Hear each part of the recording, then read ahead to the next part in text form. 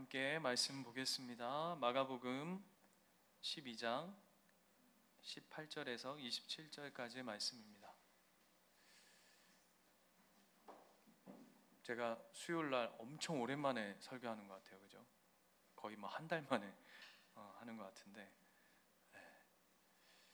감사합니다. 마가복음 12장 18절에서 27절 찾으셨죠? 앞에 간격이 너무 떨어져 있어가지고 다 잊어버린 거 아닌가 모르겠는데, 그럼에도 불구하고 오늘 하나님께서 우리에게 지혜를 주시고 또 성령의 충만한 은혜를 허락하여 주실 줄 믿고 우리 한 절씩 말씀 교독하겠습니다. 부활이 없다 하는 사두개인들이 예수께 와서 물어 이르되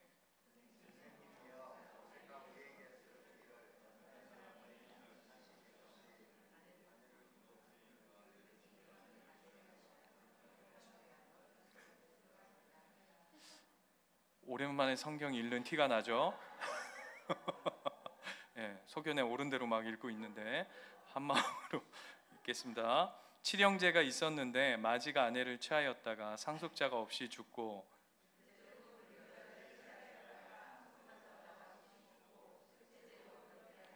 일곱이 다 상속자가 없었고 최후의 여자도 죽었나이다.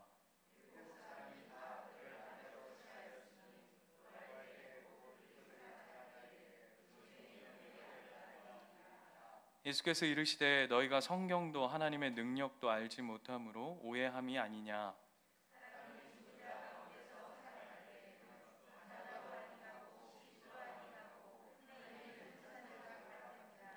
죽은 자가 살아난다는 것을 말할진대 너희가 모세의 책 중 가시나무 떨기에 관한 글에 하나님께서 모세에게 이르시되 나는 아브라함의 하나님이요 이삭의 하나님이요 야곱의 하나님이로다 하신 말씀을 읽어보지 못하였느냐.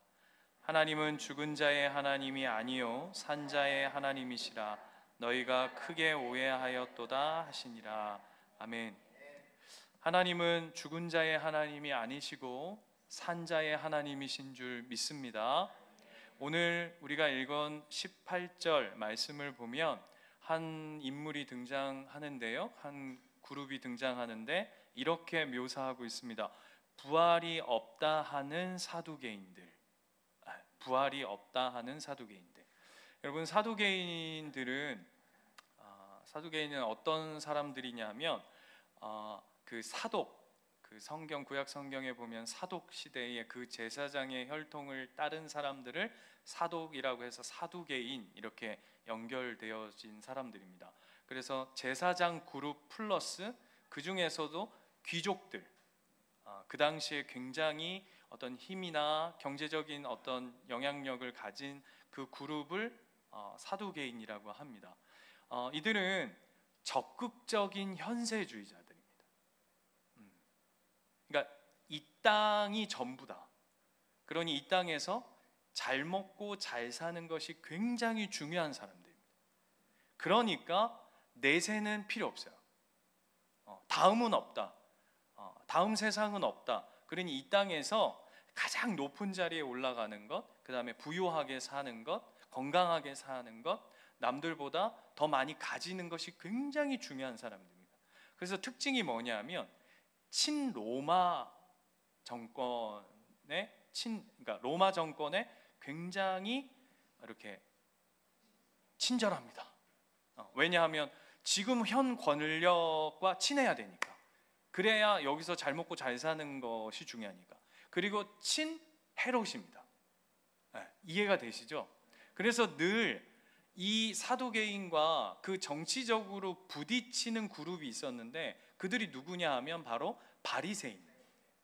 그러니까 왜 바리새인들은 왜 그러냐면 바리새인들은 뭐가 중요하냐면 그 중에서도 하나님의 말씀을 실제적으로 지켜가는 것이 중요하고 그들은 내세가 있다고 믿었기 때문에 늘 이 사두개인과 부딪혔습니다. 그런데 어떻게 된 인간들이 예수님 앞에만 오면 늘 이렇게 티격태격 하던 자들이 갑자기 연합을 하는 놀라운 시스템을 보여주고 있는데요, 어쨌든 그랬던 사람들이 사두개인들이에요.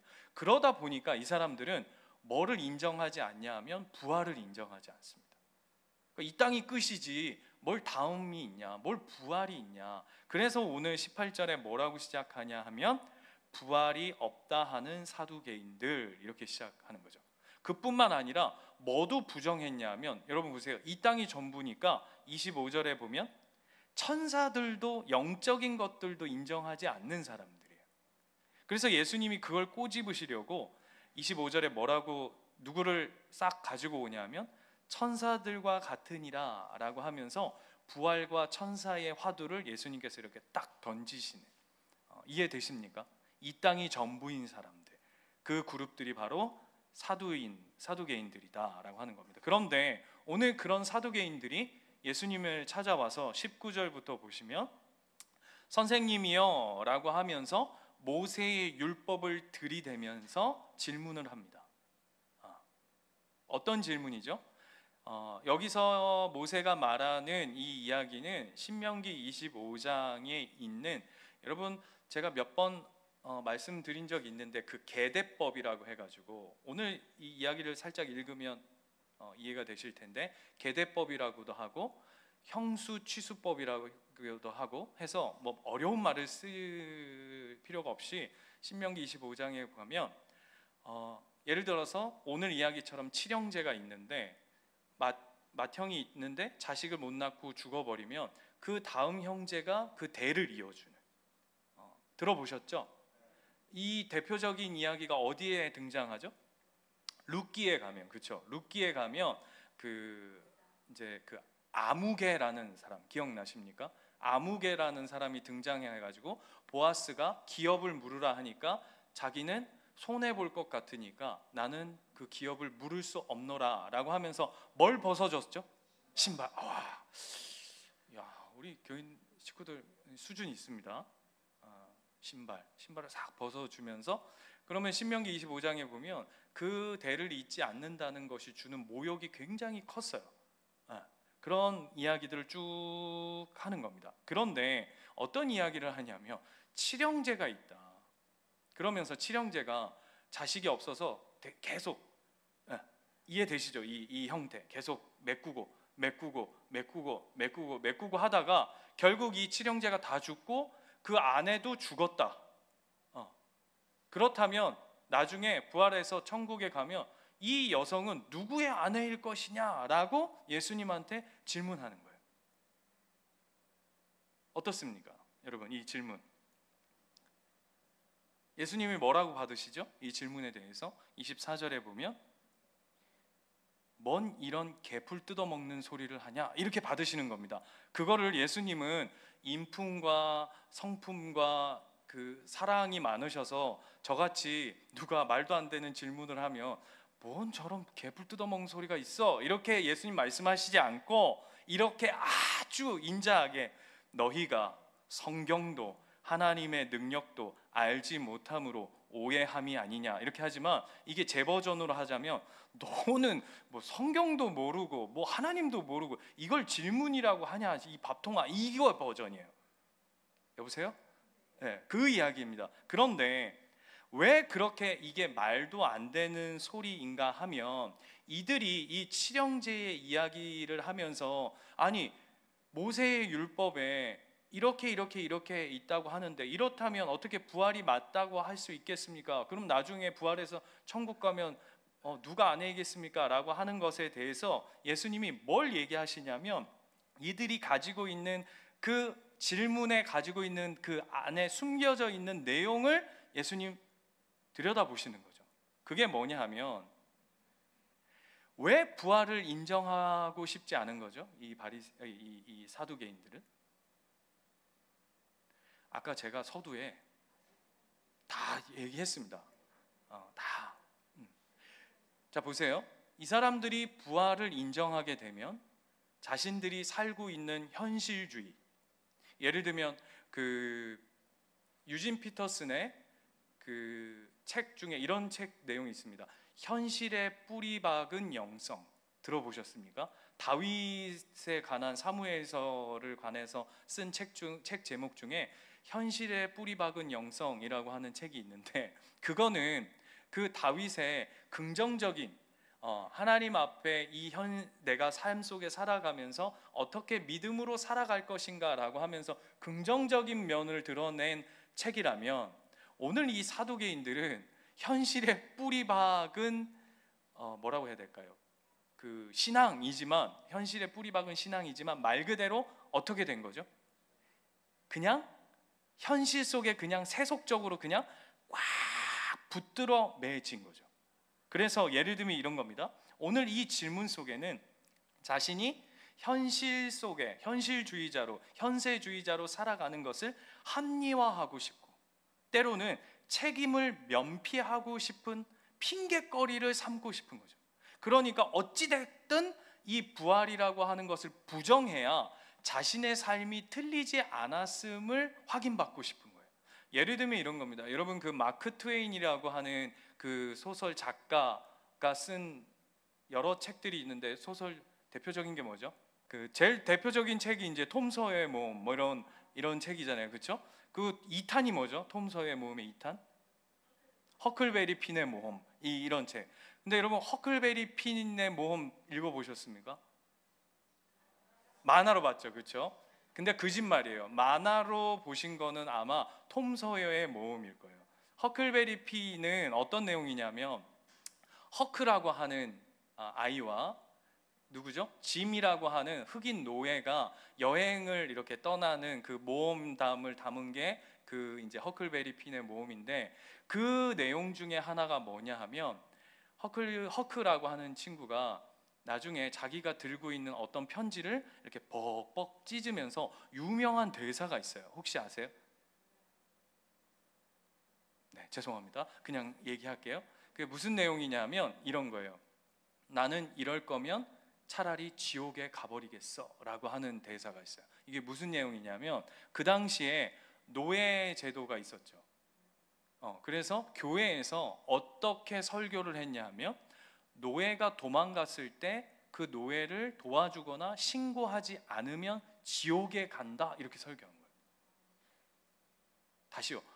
그를 도망간 노예를 도와주라는 얘기가 아니라, 도와주거나 혹시 숨겨주거나 그리고 신고하지 않으면 어디 간다고요? 천국 가는 게 아니라 지옥 간다, 이렇게 설교를 한 거예요. 그리고 그거를 법적으로 공포를 한 거예요. 그랬더니 그 허크라고 하는 친구가 그 짐하고 지내다가 나중에, 나는, 그래서 그 유명한 대사가 나오는 거예요. 나는 이럴 거면 차라리 지옥을 가겠어 라고 하는 거예요. 근데 그 교회가 그 노예들을 잡거나 도망가게 도와주거나 신고하지 않으면 지옥에 갈 거야 라고 하는 그 말은 성경적입니까? 아니죠. 뭐 때문에 그런 이야기를 설교 시간에 막 하는 거죠? 결국 현실적인 자신의 욕심, 권력, 노예들이 돕지 않고 노예들이 주는 그 흑인 노예, 특별히 흑인, 여러분 아시잖아요. 그 미국이나 이 유럽의 그 흑인 노예들이 도와주지 않으면 자기네들이 얼마나 피곤하고 힘든 그 세속적인 마인드 속에 있는 그 속셈, 감춰진 속셈이 핵심인 거죠. 오늘 마찬가지로 이 사도계인들이 하고 싶은 그 감춰진 내용은 뭐냐면, 부활을 부정함을 통해 자신들의 욕심, 현실 속에 살아가고 있는 자신들의 그 감춰진 마음들을 예수님 앞에 폭로하고 드러내고 있는데, 예수님이 그걸 간파하고 계세요. 그 팀 켈러 책 중에 우상에 관련된 책이 있는데 이런 내용이 있어요. 하나님의 말씀을 가지고 하나님을 자신이 만든 틀 안에 가두는 것이 바로 우상이다. 그러니까 하나님을 가져다가 자신이 가진 틀 안에다가 하나님을 끌어다 가두는 것이 바로 우상이다. 지금 이 사도계인들이 하고 있는 꼬라지가 딱 그런 형태죠. 그래서 예수님이 그걸 간파하신 거예요. 그리고는 예수님이 25절부터 이제 그들이 한 질문을 아주 하나하나 그들의 무지함을 꼬집고 이렇게 박살내기 시작하시는데요. 그게 이제 25절부터 나와요. 25절 한번 같이 읽어볼까요? 25절 시작. 사람이 죽은 자 가운데서 살아날 때에는 장가도 아니가고 시집도 아니하고 하늘에 있는 천사들과 같으니라 라고 얘기하는데, 자, 먼저 이렇게 얘기하시는 거예요. 여러분, 계대법이라고 아까 말씀드렸죠. 아까 그 계대법의 핵심은 뭡니까? 계대법, 그죠? 대를 이어주는 거예요. 대를. 여러분, 우리나라 예전에 그 뭡니까, 그 뭐라고 그러죠? 씨바지, 이거하고 좀 그거하고는 좀 다른 거지만 어쨌든 대를 이어주는 겁니다. 그런데 이 핵심은 뭐냐 하면, 뭐가 핵심이냐면 생명을 이어간다라는 의미가 가지고 있어요. 여러분 보세요. 결혼도 마찬가지죠. 자, 보세요. 결혼도 하나님께서 결혼이라는 제도를 이 땅 가운데 허락하시고, 맨 처음에 결혼 제도의 핵심이 무엇이냐 하면 생육하고 번성하라 라고 하신 하나님의 말씀이 결혼이라고 하는 제도를 통해서 생명이 이어지게끔 하는 것이 계대법이나 결혼의 핵심입니다. 이해되세요? 지금 이해되고 계신 거죠? 그게 핵심이에요. 그런데 자, 보세요. 부활해서 천국에 가면 이런 계대법이나 결혼이 필요 없대요. 오늘 예수님이. 왜죠? 네? 그렇죠. 생명을 이어줄 필요가 없는 거예요. 왜요? 부활해서 천국에 가면 영원한 생명을 가졌는데 뭘 잊습니까? 그러니까 결혼할 필요가 없는 거예요. 질문이에요. 여러분, 지금 옆에 부부시죠? 아닌 분들 계시나? 네, 그렇죠. 그럼 천국 가면 이, 제가 예전에 한번 얘기한 적이 있어요. 이 부부의 개념이 천국에 가면 있습니까? 없습니까? 왜요? 끔찍하다. 여기로만으로도 충분하나? 내가 왜 천국 가서도 그 놈이 옆에 있고 있으면 그게 천국이가 이렇게 아니, 그런 개념이 아니라 그랬어요. 그런 개념이 아니라 그랬어요. 뭐라 그랬죠? 내가 우리 아내를 사랑하듯. 이게 부부로 하니까 이게 껄쩍지근한데 자식으로 합시다. 그래야 뭔가 조금 그나마 조금 대화가 될 것 같아요. 자식인데 자식의 그 사랑, 그게 천국 가면 다 끊어지나요? 예? 끊어지나요? 아니에요, 여러분. 목사님 뭐 저런 소리를 하나? 아니요. 그렇게 끊어지는 개념이 아니라 모든 천국의 사람들이 내 아들 같은 거예요. 모든 천국의 관계가, 내 한 사람 한 사람의 관계가 내 딸과 같은 관계인 거예요. 이해가 되세요, 지금? 네. 그러니까 여기서의 그런 이 땅에 속한 생명을 이어가기 위한 그런 어떠함이 천국 안에서는 이루어지지 않아도 되는, 이미 충만한 예수 그리스도의 은혜와 하나님의 사랑과 그 모든 것이 더 이상은 어떤 관계에 매여야 하고 무엇인가가 인간의 힘이 조장되어져야 하는 그 틈바구니가 없을 정도로 하나님의 사랑과 관계로 가득한, 지금은 남편이 아무리 사랑스러워도 막 어느 날 되면 막 그죠? 네. 온리였다가 그게 왼수로 되어지는 놀라운 시스템인데, 그런 게 전혀 1도 없는 천국으로 이제 가는 거죠. 이해되십니까? 오늘 예수님이 그 이야기를 하시는 거예요. 그리고는 한 발 더 들어가서 26절에 이렇게 얘기합니다. 네가 모세의 율법을 가지고 나한테 질문을 하고 던지는데, 넌 모세 하는데 내가 한번 얘기해 줄게. 모세 좋다. 내가 모세로 너에게 한번 질문을 해볼 테니까 너 한번 답해봐라. 이렇게 예수님이 이제 대받아치세요. 그 내용이 뭐냐 하면 이렇게 얘기하는 겁니다. 하나님이 모세를 부르실 때, 이게 그 얘기예요. 26절 보세요. 죽은 자 가운데서 살아났다는 걸 말할진데 너희가 모세의 책 중 가시떨기 나무에 관한 글에, 이게 무슨 내용이냐면 출애굽기 3장에서 하나님께서 모세를 부르시는 그 장면을 이야기하는 거예요. 그때 하나님께서 모세를 부르실 때 하나님이 스스로 뭐라고 본인을 말씀하시냐면, 나는 아브라함의 하나님, 뭐라 그럽니까? 이삭의 하나님, 야곱의 하나님이다 라고 하나님이 스스로를 그렇게 말씀하셨다. 그런데 봐라, 이미 네가 말하는 대로 하자면 아브라함, 이삭, 야곱은 다 죽었어. 이해되십니까? 다 죽었어. 그러면 봐봐, 하나님이 그 죽은 자들의 하나님이라고 하는 게 지금 맞냐? 네가 말하는 것처럼 부활이 없다면 하나님이 아브라함의 하나님, 이삭의 하나님, 야곱의 하나님이라고 하는 게 이게 지금 말이 안 되는 거 아니냐. 죽은 자들이라면 그들이 내세가 없다면, 니들이 말하는 것처럼 부활이 없고 천국이 없다면, 그러면 하나님은 죽은 자의 하나님이냐? 그러면 들어봐라, 하나님이 틀린 거냐? 아니면 모세가 틀린 거냐? 아니면 네가 틀린 거냐? 이렇게 되받아치시는 거라고요. 꼼짝 못하는 거죠. 왜요? 하나님이 틀렸다고 얘기할 수 있어요, 없어요?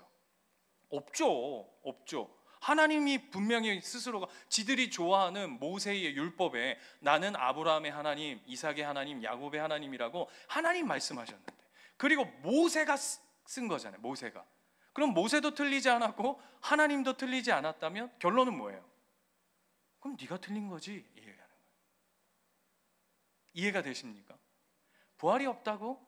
그러면서 이제 뭘로 끝나냐면, 그러니까 하나님은 죽은 자의 하나님이 아니라 이미 산 자의 하나님이시기에 아브라함과 이삭, 야곱은 부활을 통해 지금 저 천국에서 살아 있음을 하나님이 증거하고 계신다라고 하는 거예요.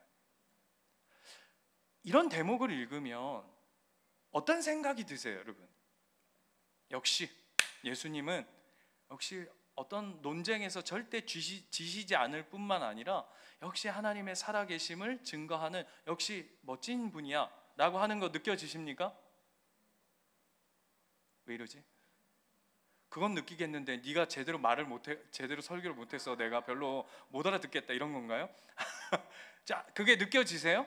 그런데 저는 이 대목에서 한 가지 더 우리가 들어가 봐야 하는 게 무엇이냐 하면 예수님의 대화의 특징이에요. 예수님이 오늘 사두개인들과의 대화뿐만 아니라 예를 들면 바리새인, 우리가 앞에서도 바리새인들의 공격 수없이 그 바로 앞에만 가도 바리새인과 헤롯 당이 뭐였죠? 본문에 세금, 가이사의 것은 예수님이 멋있게 받아치시잖아요. 가이사의 것은 가이사에게, 하나님의 것은 하나님께 바치라 라고 얘기했던 그런 논쟁들, 이런 바리새인들과 종교 지도자들이나 서기관들이나 헤롯 당들이나 이런 사람들이 막 예수님께 몰려와서 어떤 질문들을 막 퍼부을 때 예수님이 다 어떤 모습들로 대화의 특징들이 있냐면, 예수님 딱 잘 보세요. 일관성이 있으세요. 그렇죠? 어떤 대화에 쫙 통일성이 있어요. 여러분, 굉장히 중요한 거예요. 다시요. 예수님이 어떤 누군가의 대화를 딱 이렇게 티키타카라고 하죠. 어떤 대화를 딱 받고 그것을 딱 받아치고, 오늘 본문만 봐도 사두개인들이 부활에 관한 이야기 조금 넘어뜨리려고 딱 하는 그런 질문들 속에서도 예수님이 싹 틀어가지고 뒤통수를 오히려 딱 치고, 그 다음에 여러분 요한복음 9장에 가면 가늠한 여인을 딱 데리고 왔을 때도 예수님께서 죄 없는 자들이 돌로 치라 하면서 그 예수님의 모습을 잘 보면 예수님의 대화의 핵심이, 특징이 뭐냐면 딱 일관성이 있어요. 통일성이 있어요. 반대로 잘 보세요. 서기관들, 오늘 사두개인들, 바리새인들, 헤롯 당, 종교 지도자들의 특징들이 뭐죠? 제가 써왔어요. 대화의 특징들이 뭐냐면 오락가락, 횡설수설, 그 다음에 갈피를 잡지 못해서 결국 끝이 다 어떻게 끝나죠? 흐지부지. 그리고 어떻게 돼요? 지가 던져놓고 예수님이 딱 받아치니까 으씨 이러고 도망가면서 저걸 반드시 내가 죽여버려야 할 것인데, 이렇게 다 끝나잖아요. 특징들이 뭐예요? 다 이게 일관성이 없고 통일성이 없고 늘 왜 그럴까요, 여러분? 앞에서 다 했어요. 자, 보세요. 목적이 틀려먹었기 때문이에요. 하나님을 알고자 하거나 진짜 하나님이 어떤 분이신가를 알고자 하는 믿음의 질문들이 아니라 다 감춰진 욕심과 내 어떤 이기적인 마음과 현실적인 부분들 속에서 드러나다 보니까 내용이 다 이리 막 흔들리고 막 갈피를 못 잡고 있는 거죠. 비슷한 사람들이 있죠. 우리 이 시대에. 누굽니까? 이단들 보세요. 이단들 특징, 신천지 특징이 뭐죠? 모두가 계속 바뀌잖아요. 지금 여기 이번 주 내내 지금 요 앞에서 뭐 하고 있냐면 젊은 청년들이, 참 안타까워 죽겠어요. 젊은 청년들이 설문지 들고 여기서 지금 설문조사 막 해요. 고전까지의 전술이 뭐였죠? 숨기고 교회에 싹 숨어 들어가지고 교회 막 분란 일으켜서 교회 쪼개가지고 산옮기기, 이런 게 하는 게 전략이었다가 이제 폭탄 빡 맞으니까 그 다음 이제 뭐 하는 겁니까? 이제 드러내기도 하고, 그 다음에 뭐 설문조사하고, 뭐 그러면서 신문 나눠주고 이제 오픈해서 해요. 이게 참 재밌는 게 뭐예요? 중심이 없으니까 어떻게 하냐면 계속 모두가 바뀌어요. 겉모양들이 계속 바뀐다고요. 이단들의 특징이잖아요. 이게 보이셔야 돼요. 이 본문 안에서 이 모두들이, 그래서 여러분 신천지나 이단들이 계속 하는 게 뭔지 아세요? 교리를 계속 수정해요. 교리를. 왜? 자기네들이 스스로가 틀린 거가 보여지니까. 이게 이상하다, 자기네들도 이게 안 맞아, 왁구가 안 맞아, 이 얘기했던 거하고 이 얘기했던 거하고 안 맞으니까 어떻게 해요? 계속 교리를 바꾸는 거예요. 그런데 여러분 잘 보십시오. 우리는 누굴 믿습니까? 하나님을 믿습니다. 우리는 예수 그리스도를 믿는 사람입니다. 우리는, 자 보세요, 창세기로부터 요한계시록 66권의 내용인데, 우리가 성경 66권 아닙니까? 그런데 이 66권을 우리는 뭐라고 얘기하냐면 한 권의 책이라고 얘기해요. 왜요? 그 진리의 말씀이 일관되어 있잖아요. 한 목소리를 내잖아요. 어딜 찔러도, 구약의 어디 부분을 푹 찔러도, 신약의 어떤 부분을 푹 찔러도 늘 이야기가 진리 안에서 일관되어져 있고 통일되어져 있고 딱 그 진리의 확고함 위에 서 있는 거죠. 그래서 우리의 신앙이 어떠해야 되냐면 우리의 신앙 또한 일관성이 있어야 돼요. 통일성이 있어야 돼요. 여기서는 이 말하고 저기서는 저 말하고, 교회에서는 밖에 나가면 막 밖에서 막 현실주의자예요. 목사님, 네가 교회 안에만 있어서 그렇지 세상 나가보세요. 세상 사계가 그렇게 쉬운 줄. 아니요 여러분, 예수 그리스도의 진리 안에 거하는 그 일관성과 통일성을 우리 안에 하나님께서 허락하셨다고요. 신앙생활이 그와 같아야 돼요. 여러분이 머무는 모든 곳, 예를 들어서 직장, 교회, 여러분의 가정, 뭐 모든 것에서 이게 일관성 있게 통일성 있는 삶의 연속성으로 살아가야 한다고요. 이게 왜 중요하냐 하면 사도행전 10장, 요 말씀만 읽고 마무리할 텐데요. 사도행전 10장 가보세요. 왜 우리의 신앙이, 예수님께서 그러한 진리 위에 일관성과 확고성을 주셨을 뿐만, 통일성을 주셨을 뿐만 아니라 하나님이 우리를 어떤 존재로 부르셨기 때문에 우리의 신앙이 그렇게 서야 되는지 사도행전 10장이 이야기해줘요. 10장 36절. 자 보세요. 36절부터 눈 단디 뜨고 쫓아오세요. 36절. 만유의 주 대신 예수 그리스도로 말미암아 화평의 복음을 전하사 이스라엘 자손들에게 보내신 말씀. 지금부터 뭘 얘기하는지를 잘 눈여겨보세요. 곧 요한이 그 세례를 반포한 후에 갈릴리에서 시작하여 온 유대에 두루 전파된 그것을 너희도 알거니와. 무슨 얘기죠? 예수 그리스도의 복음에 관한 이야기죠. 예수님의 사역들 알거니와. 38절. 하나님이 나사렛 예수에게 성령과 능력을 기름 붓듯 하셨음에 그가 두루 다니시며 선한 일을 행하시고 마귀에게 눌린 모든 사람을 고치셨으니 이는 하나님이 함께 하셨습니다. 우리는 유대인들의 땅과 예루살렘에서 그가 행한 모든 일에 뭐가 되었다고요? 증인이래요. 이게 중요한 이야기예요. 우리를 뭐라 그런다고요? 증인이라 얘기한다고요. 증인. 그를 그들이 나무에 달아 죽였으나 하나님이 사흘 만에 다시 살리사 나타내시되, 뭡니까? 부활이죠. 모든 백성이 하신 것이 아니요 오직 미리 택하신 증인. 누구라고요? 증인. 곧 죽은 자 가운데서 부활하신 후 그를 모시고 음식을 먹은 우리에게 하신 것이라.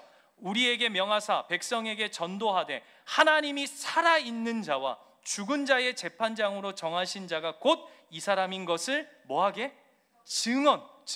증언하게 하셨고 그에 대해서 모든 선지자도 증언하되 그를 믿는 모든 사람들이 다 그의 이름을 힘입어 죄사함을 받는다 하였습니다. 하나님이 우리를 어떤 자로 부르셨냐면 증인과 증언하는 자로 불렀어요. 여러분, 증인과 증거자에게 제일 중요한 게 뭐죠? 진실의 방으로? 제일 중요한 게 뭐예요? 본 거잖아요. 본 것을 어떻게 해야 되죠? 정확하게, 일관성 있게, 통일되게. 여러분, 재판 같은 데 하면 증인으로 출두했을 때 뭐 이 말 했다가 또 다음에는 또 저 말 했다가 또 다를 때는 그때 내가 기억이 잘 안 나는데 머리 벅벅 긁으면 판사가 뭐라 그럽니까? 증인으로서 이 별로 이게 신빙성이 떨어집니다. 뭐가 떨어진다 그러죠? 일관성도 없고 증언에 통일성도 없어서 이거는 증언으로 채택하기가 어렵습니다. 당신은 죄인이요 빵빵빵 하고 끝난다고요. 그런데 하나님이 우리에게 어떤 사명을 주셨냐면 너는 예수 그리스도의 복음과 부활의 산 증인이요 증거라, 증언이라 했다고요. 그러면 우리의 삶이 당연히 어떻게 해야 되냐 하면 일관성이 있어야 돼요. 통일성이 있어야 돼요. 그 우리의 사명이에요. 왜? 우리는 부활을 본 자요, 우리는 부활을 함께한 자요, 뿐만 아니라 하나님의 살아계심을 증언하고 증거할 자이들이기 때문이에요. 이 예수 그리스도의 이 사도계인 앞에 하셨던 이 말씀이 단순히 우리 예수님 말 잘하시네, 달변가야, 이런 차원이 아니라 오늘 이 시대를 살아가는, 부활이 없다, 이 시대 가운데 부활이 있다 하는 사람들이 어디 있습니까? 부활이 없다, 하나님이 어디 있냐, 이 현실 가운데 뿌리 박고 살아라, 잘 먹고 잘 사는 게 높이 그냥 너희들이 즐거운 대로 살아가는 게 전부다 라고 하는 시대 가운데 여러분은 진리를 소유한 자로, 예수 그리스도를 아는 자로 하나님이 여전히 살아계심을 증언하고 증거하고 증인으로서 삶의 일관성을 가지고 통일성을 가지고 믿음으로 한 길 걸어가는 저와 여러분 되시기를 축원합니다.